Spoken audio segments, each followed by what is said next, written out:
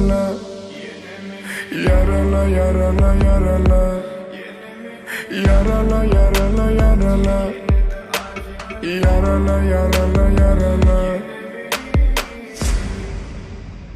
Demalyan demek mendiri, demek yaşayacağımın biri. Her gün izleyen seni günü unuttun mu beni? Sen aşık dinlemedili, hiç kimi bağlamak bili.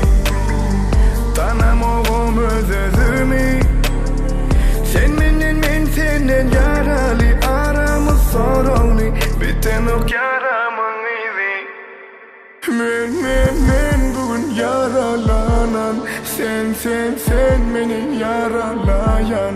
Men bugün yalnız kalan, sen beni yeken koyan. Yarala yarala yarala, yine beni yarala yarala yarala.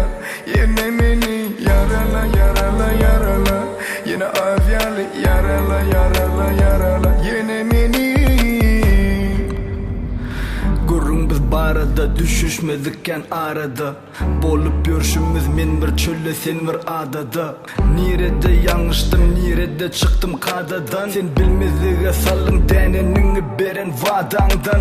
Men yadadım, demim içimde yuvudup, bıçıktın yetisiz yara ne dip bilerin unutup. Sesimi çıkarmayın mı ya sevgimden utulup, belki sonra bilerin yatamalardan kurtulup. Eğer senki doğru olsa gel beni sakla, bol özünü akla, sevgini elle sakla. Yani bu yalan bidere köseme canımı, başarsan unut aylasamam alma canımı.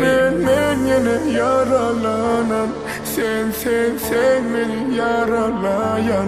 Men bugün yalnız kalan, sen beni yaralayan.